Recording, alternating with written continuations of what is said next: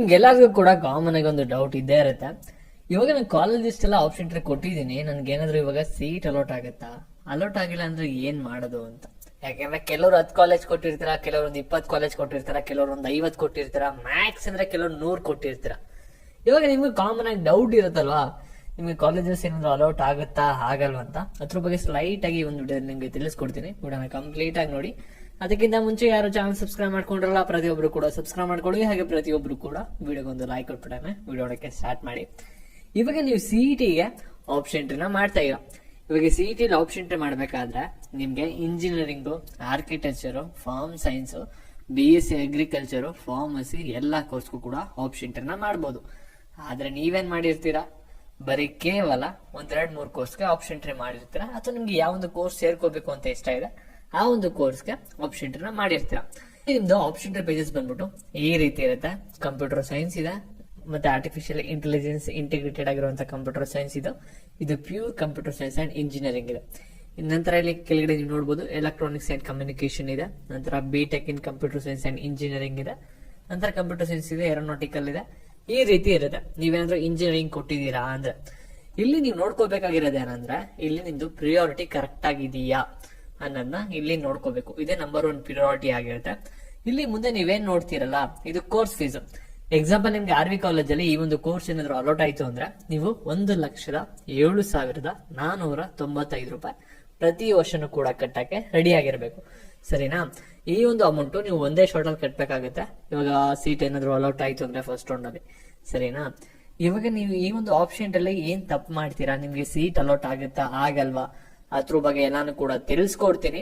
ಅದಕ್ಕಿಂತ ಮುಂಚೆ ಬರೋದಾದ್ರೆ, ಇಲ್ಲಿ ನಿಮ್ಗೆ ಕಾಮನ್ ಆಗಿ ಡೌಟ್ ಇರೋದು, ನಿಮ್ಗೆ ಸೀಟ್ ಅಲೌಟ್ ಆಗುತ್ತಾ, ನೀವು ಕೊಟ್ಟಿರೋ ಒಂದು ಆಪ್ಷನ್ ಟ್ರೀ ಕರೆಕ್ಟ್ ಆಗಿದೆ ಅನ್ನೋದು. ಇಲ್ಲಿ ನೋಡಿ, ಇವ್ರು ಏನ್ ಮಾಡಿದ್ರು ಅಂದ್ರೆ ಸ್ವಲ್ಪ ಆಪ್ಷನ್ ಟ್ರೀ ತಪ್ಪು ಮಾಡಿದ್ರು. ಅಂದ್ರೆ ಇವ್ರು ಟಾರ್ಗೆಟ್ ಮಾಡ್ತಾ ಇರೋದು ಪ್ಯೂರ್ಲಿ ಕಂಪ್ಯೂಟರ್ ಸೈನ್ಸ್ ಕಾಲೇಜು, ಅದ್ರಲ್ಲಿ ಮಿಕ್ಸ್ ಮಾಡ್ಕೊಟ್ಟಿರೋದು ಕಂಪ್ಯೂಟರ್ ಸೈನ್ಸ್, ಎಲೆಕ್ಟ್ರಾನಿಕ್ಸ್ ಮತ್ತೆ ಏರೋನಾಟಿಕ್ಸ್ ಈ ರೀತಿ ಕೊಟ್ಟಿದ್ದಾರೆ. ಅವಾಗ ನಾವೇನ್ ಮಾಡಿದ್ವಿ ಅಂದ್ರೆ, ಇಲ್ಲಿ ನೋಡಿ ಕಾಲೇಜಸ್ ತಿರ್ಗಾ ಚೇಂಜಸ್ ನ ಮಾಡಿದ್ವಿ. ಬರೀ ಕಂಪ್ಯೂಟರ್ ಸೈನ್ಸ್ ನ ಕೊಡ್ತಾ ಬಂದಿದೀವಿ. ಇವ್ರದ್ದು ರ್ಯಾಂಕಿಂಗ್ ಬಂದ್ಬಿಟ್ಟು ಒಂದು 50,000 ಒಳಗಡೆನೆ ಇದೆ. ಸರಿನಾ?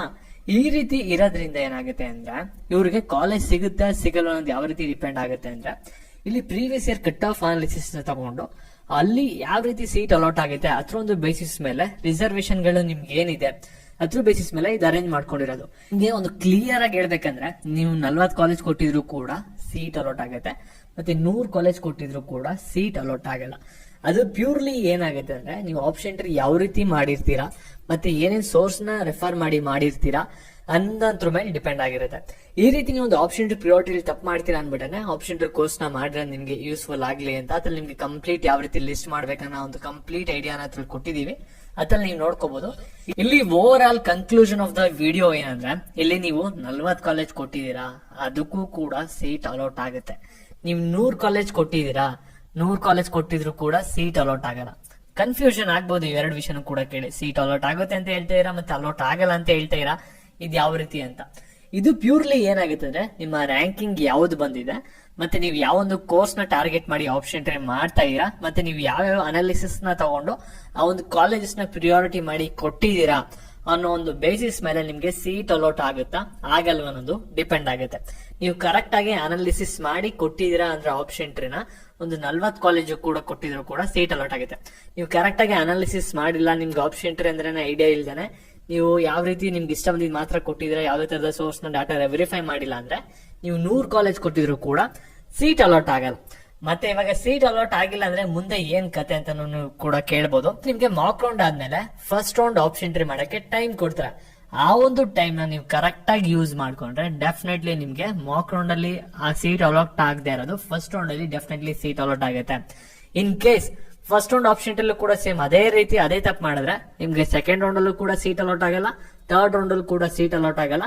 ನೀವು ನೆಕ್ಸ್ಟ್ ಇಯರ್ ಡ್ರಾಪ್ ಔಟ್ ಆಗ್ಬೇಕಾಗುತ್ತೆ. ಇಲ್ಲಾಂದ್ರೆ ಮ್ಯಾನೇಜ್ಮೆಂಟ್ ಸೀಟ್ ಎಲ್ಲಾರ ಇದ್ರೆ ಯಾವ್ದಾರ ಕಾಲೇಜ್ ರಿಮೈನಿಂಗ್ ಇದ್ರೆ ಅಡ್ಮಿಷನ್ ಮಾಡಿಸ್ಕೋತಾರೆ, ಅಲ್ಲೋಗಿ ಅಡ್ಮಿಷನ್ ಆಗ್ಬೇಕಾಗುತ್ತೆ. ಅದಕ್ಕೋಸ್ಕರ ಕೇರ್ಫುಲ್ ಆಗಿ ಇನ್ನೊಂದ್ಸಲ ನಿಮ್ಮ ಲಿಸ್ಟ್ ಗಳನ್ನ ಕೂಡ ಎಲ್ಲಾನು ಕೂಡ ವೆರಿಫೈ ಮಾಡ್ಕೊಳ್ಳಿ. ಕರೆಕ್ಟ್ ಆಗಿ ಪ್ರಿಯಾರಿಟಿನ ಕೊಟ್ಟಿದ್ದೀರಾ, ನಿಮ್ಗೆ ಬೇಕಾಗಿರೋದನ್ನ ಕಾಲೇಜ್ ಎಲ್ಲಾನು ಕೂಡ ನಿಮ್ಗೆ ಆ ಒಂದು ಸೀಟ್ ಸಿಗುತ್ತಾ ಸಿಗಲ್ಲ ಅನ್ನೋದೆಲ್ಲಾನು ಕೂಡ. ಇದೇ ರೀತಿ ಅಪ್ಡೇಟ್ಸ್ ಗಾಗಿ ಚಾನಲ್ ಸಬ್ಸ್ಕ್ರೈಬ್ ಮಾಡ್ಕೊಳ್ಳಿ. ಹಾಗೆ ವಿಡಿಯೋಗೊಂದು ಲೈಕ್ ಕೊಟ್ಬಿಟ್ಟು ಎಲ್ಲರಿಗೂ ಕೂಡ ಶೇರ್ ಮಾಡಿ. Thank you.